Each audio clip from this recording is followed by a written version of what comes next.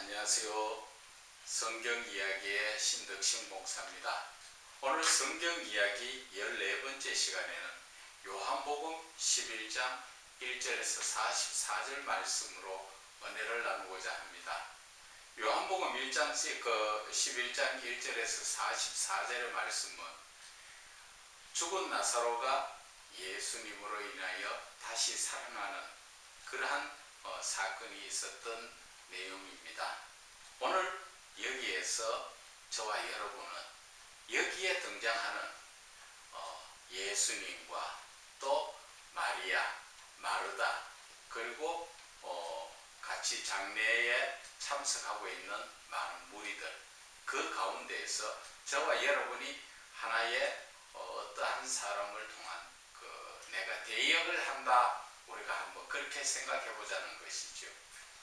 예수님 역에는 예수님이 하셔야 되지만 우리는 저와 여러분이 오늘 마르다가 되어 보시든지 마리아가 되어 보시든지 아니면 거기에 구경꾼들이 하는 얘기처럼 그 구경꾼이 한번 되어 보시든지 그러한 입장에서 우리가 성경을 보면 성경도 재미있고 또 이해가 참 잘 됩니다. 잠깐 한번 볼까요? 오늘 나사로의 죽음을 누구의 시선으로 볼 것이냐 그 이야기입니다. 지금 나사로의 죽음에 대해서 예수님께서 제자들하고 같이 나사로에게 가는데 나사로가 죽었다 병들었다 소리를 듣고 죽기까지 사흘이나 제자들과 같이 있다가 죽은 후에 예수님께서 마르다와 마리아에게 가지요. 거기에 가서 이제 대화 나누는 모습을 볼 수가 있습니다. 그런데 오늘 마르다와 마리아의 그 시선은 어떤 시선이었는가 하는 겁니다. 예수님이 이제 동네에 들어오신다 하는 이야기를 듣고 마르다는 21절에 예수께 여쭤오되 주께서 여기 계셨더라면 내 오라버니가 죽지 아니하였겠나이다 이렇게 예수님 앞에 말을 시작을 합니다. 여러분들 마리아는 또 어떻습니까? 그 이후에 예수님을 마르다가 가서 또 마리아를 부르지요. 거기에 보면은 32절에 보면은 나옵니다. 마리아도 역시 예수 계신 곳에 가서 배웠고 그 발 아래 엎드려 이르되 주께서 여기 계셨더라면 내 오라버니가 죽지 아니하였겠나이다 이렇게 똑같은 말을 하지요. 그런데 여기에서 구경꾼들이 하는 얘기를 또 한번 들어봅시다. 구경꾼들은 그 37절에 그 중에 어떤 이는 말하되 맹인의 눈을 뜨게 한 이 사람이 그 사람은 죽지 않게 할 수 없었더냐 이렇게 또 이야기를 하죠. 지금 구경꾼들이 하는 얘기도 지금 맹인의 눈을 또 뜨게 했는데 너 나사로가 죽지 않도록 해줄 수 없었느냐 그런 얘기죠. 그런데 오늘 이 말 자체를 들어보면 마리아의 말이나 마르다의 말이나 구경꾼들의 말이나 이들은 지금 다 예수님 앞에 한편으로는 원망스럽죠. 여기에 계셨더라면 우리 오라버니가 죽지 않았을 건데 또 구경꾼들도 마찬가지죠. 그 맹인도 눈을 뜨게 했는데 그 죽은 사람 살리는 것도 옆에 있으시면 죽지 않고 살리지 않았겠느냐 그런 식으로 한편으로 보면 원망스럽고 한편으로 보면 안타까운 모습에서 예수님께 그렇게 이야기한다는 것입니다. 그런데 예수님께서 42절에 보면 하나님 앞에 기도를 하지요. 항상 내 말을 들으시는 줄을 내가 알았나이다. 그러나 이 말씀하옵는 것은 둘러선 무리를 위함이니 그 주변에 지금 둘러서가 있는 그 무리를 위해서 하나님께서 이렇게 시간을 주어서 죽기까지 기다렸다가 이제 나타나셨다 그 이야기죠. 그래서 이렇게 한 것은 곧 아버지께서 나를 보내신 것을 그들로 믿게 하려 한다는 것이죠. 아버지께서 나를 보내셨다. 그러한 이야기의 말씀은 지금 예수는 그리스도시다, 그분은 하나님의 아들이라 이야기를 했지만 그것을 믿는 사람이 없죠. 믿지 않고 그냥 듣고 아 그런가 보다 그런 정도였죠. 그런데 예수님께서는 사람이 죽었다가 다시 살아난다는 것, 그것을 두고 자, 너희들 보는 입장에 죽었는데 살릴 수 있느냐? 사람으로서 할 수 있느냐? 그것을 물으시죠.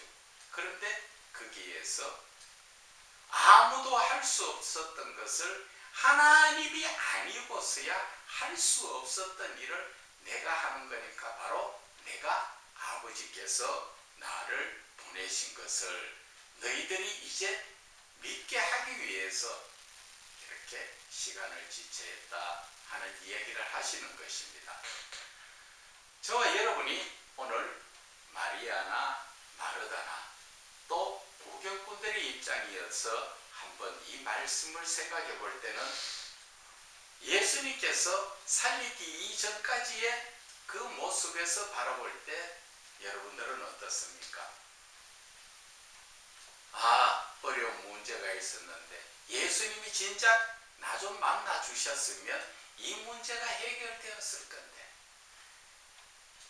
하나님의 응답하시지 않아서 나는 너무 힘들었어. 이런 식으로 때가 늦었다. 그리고 나서 왜 하나님께서는 내가 그렇게 기도를 하는데도 들어주시지 않는가? 그죠? 여러분이 마르다나 마리아 입장에서 오늘 예수님을 만났어요. 그러면 여러분들은 예수님 앞에 뭐라고 말씀하시겠느냐는 것입니다. 오늘 성경에서는 예수님이 계셨더라면 해결됐을 건데 예수님이 계시지 않아서 끝났습니다. 예수님께서 나는 부활이요 생명이라고 이야기했지만 마르다는 우리 다 죽었어. 나중에 우리가 다 부활되는 것을 믿습니다. 그런 얘기를 하죠. 저도 마찬가지 입장입니다. 제가 예를 들어서 예수님 앞에 오늘 마르다나 마리아의 입장 같았으면 예수님 진작 오셨으면 여기 계셨으면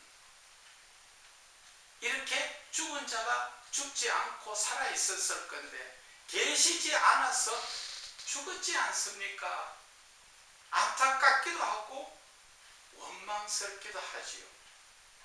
여러분들은 그렇게 생각 안 하실 겁니까?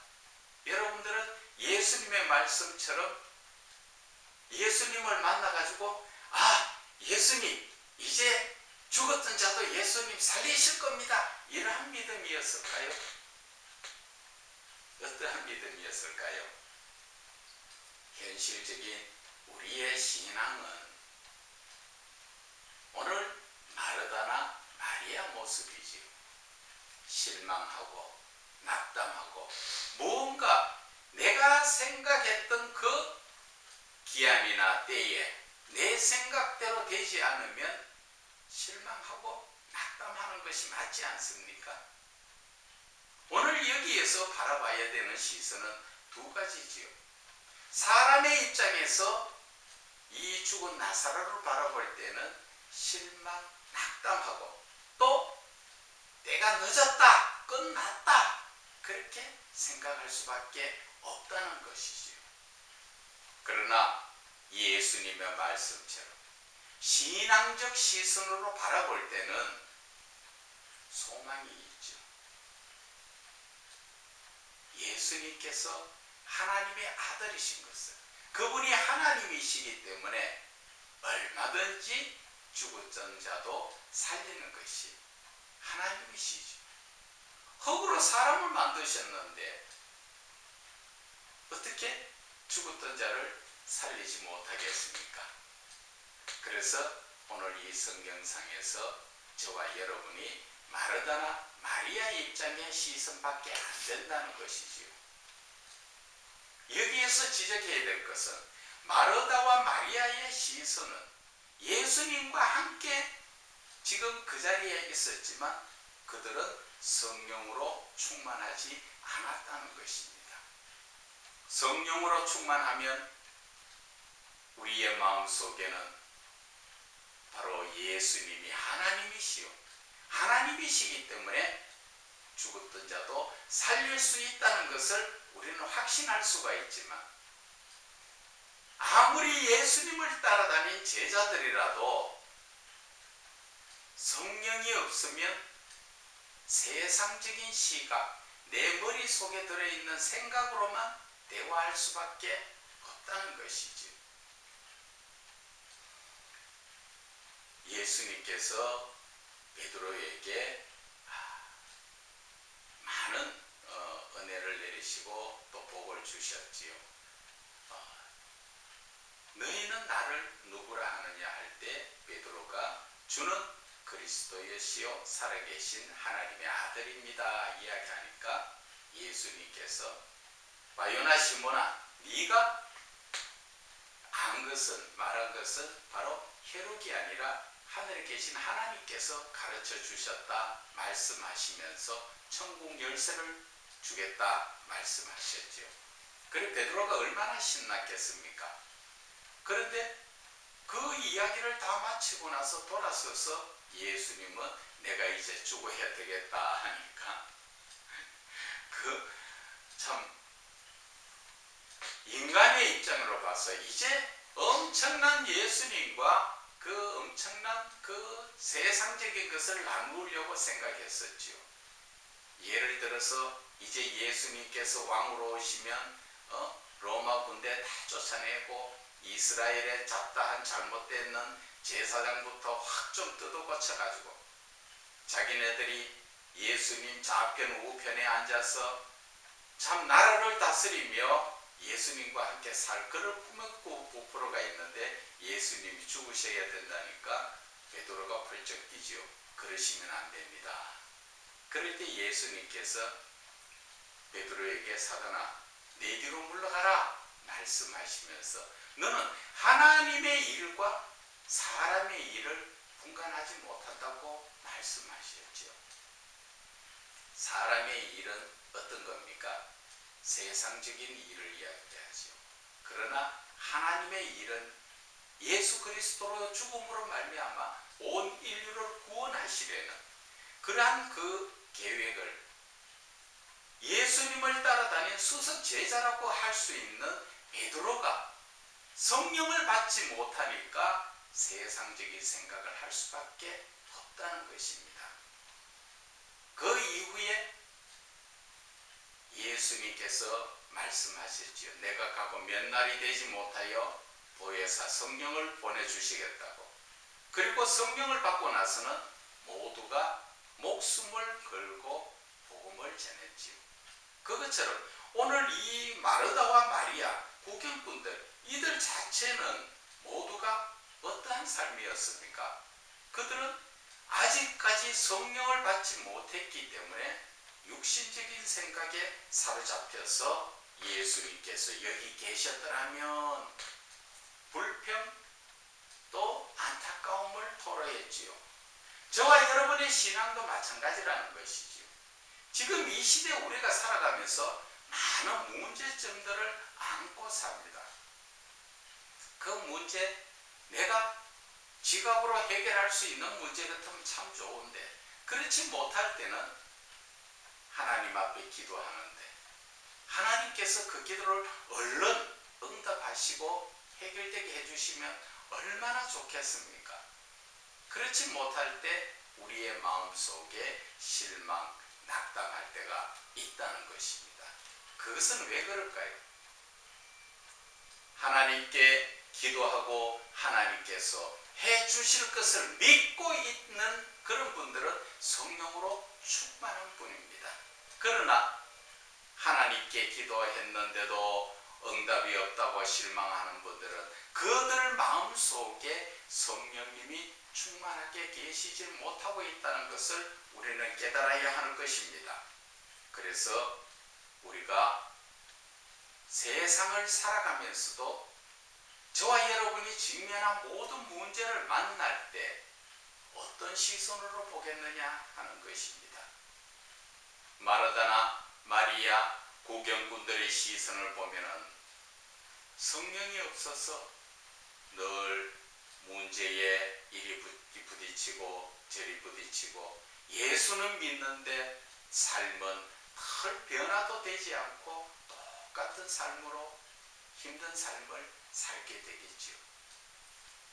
그러나 예수님의 시선으로 예수님이 보시는 그 영적인 부분으로 세상을 바라보게 되면 모든 문제가 다 해결이 되는 것입니다. 우리가 구약 성경에서 보면은 엘리사와 그의 종 게하시가 있지요. 그 둘이 있는데 엘리사가 너무 유명하다 보니까 아람 군대가 와서 엘리사를 잡으려고 엘리사가 있는 성읍을 완전 군대로 포위를 해버렸습니다. 그런데 아침에 일어나서 엘리사의 종 게하시가 육신의 눈으로 바라보니까 이거 큰일 났습니다. 주인님, 지금 군대들이 우리를 잡으려고 완전히 포위해서 우리가 어떻게 해야 될지 알 수 없습니다. 할 때 엘리사가 하나님께 기도해서 그 종 게하시의 눈을, 영적인 눈을 열어서 보게 하지요. 그 영적인 눈을 들어서 바라보니까 하늘의 불병거 불말들이 그들보다 더 많이 그들을 에워싸고 있는 것을 볼 수가 있지 않았습니까? 우리의 삶. 그래서 이 신앙이라는 게 특히나 기독교에 예수 그리스도를 믿는다는 것은 엄청난 그 은혜와 능력의 삶이라는 것입니다. 다만 하나님께서는 성경에도 말씀하셨지요. 자녀가 되는 자에게는 하늘의 모든 것을 상속해 주신다고 말씀하셨습니다. 그런데 우리의 삶은 어떻습니까? 내가 하나님을 아버지라고 부르기는 부르지만 내가 자식 노릇을 하느냐는 것입니다. 내가 하나님으로부터 자녀로 인정받았을 때 하나님의 모든 것을 우리는 상속받아서 내 삶에서 하나님의 능력이 나를 통하여 나타나게 되는 것입니다. 맞죠?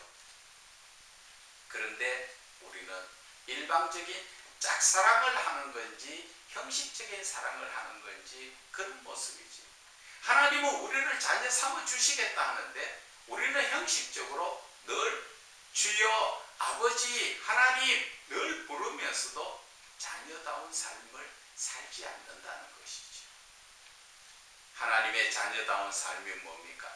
첫째는 하나님을 아버지로 인정해드리는 것이죠. 하나님을 하나님으로 인정하게 되면 우리가 하나님 앞에 두렵고 떨림으로 살아갈 수밖에 없다는 것입니다. 두렵고 떨림이라는 것은 그분이 무서운 분이라서 두렵고 떨리는 것이 아니라 그분은 하늘에 계신 하나님. 그분 앞에 우리는 늘 경건한 마음으로 두렵고 떨림으로 성경에는 구원을 이루어 나가라 말씀하셨지 않습니까? 그것처럼 하나님을 하나님으로 인정한다는 것은 두 번째로 보면 내가 하나님의 말씀에 순종하는 것이죠. 하나님의 말씀에 순종한다는 것은 우리가 성경을 주시는 이 성경 말씀에 따라서 살아가는 것이죠. 그 사는 게 어렵다고요? 이스라엘의 유대인들 보세요. 말씀 안에서 살아갑니다. 그들이 비록 예수 그리스도를 인정하지 않고 살지만 모세 오경 그 말씀 안에서 말씀 밖에는 1.1획도 안 나가려고 얼마나 애를 쓰고 발부둥 치며 말씀 안에서 사는지 아십니까? 그런데 우리는 그들은 창감람나무에서 가지가 잘라진 자들이지만 우리는 창감람나무에 돌감나무가 접붙임을 받았는데도 그 유대인들만한 그러한 믿음을 가지고 살지 않습니다. 성경 말씀을 보면은 내한테 유익하고 내 마음에 맞는 말씀은 아멘 하면서 따라가면서 살지만 내 마음에 좀 맞지 않고 내 생각이 맞지 않으면 그 말씀대로 안 살죠. 그리고 주로 어떤 대로 어떤 방향으로 많이 삽니까? 마귀가 유혹하는 세상에 하와가 넘어질 때 눈에 보암직도 하고 먹음직도 하고 탐스러운 것에 넘어가서 죄를 짓듯이 우리는 그리스도인이라 하면서 이 세상 마귀가 유혹하는 쪽으로 너무나 많이 끌려 살기 때문에 우리가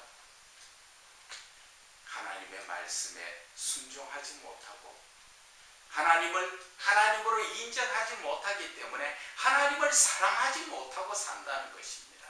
그런데도 우리는 늘 입으로는 하나님 아버지 아버지 부르면서 이것 주세요 저것 주세요 다 하죠.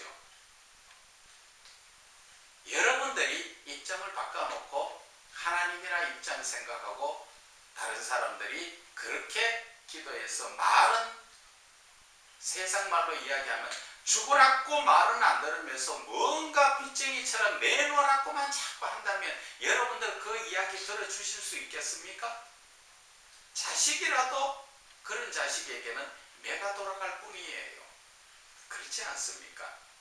그렇기 때문에 우리는 오늘 하나님의 자녀다운 삶을 살기 위해서는 결국 하나님의 말씀에 순종하는 자, 하나님을 인정해드리고 하나님을 사랑하는 삶을 살 때 하나님은 나를 자녀로 인정해 주시고 다윗에게 하신 말씀처럼 내 뜻을 다 이루리라 엄청난 상상도 못한 그러한 모든 복을 주신다는 것을 우리는 깨달아야 할 겁니다. 그런데 우리는 이 말씀을 듣고도 아멘 하고도 돌았으면 세상 쪽으로 생각하고 살지요.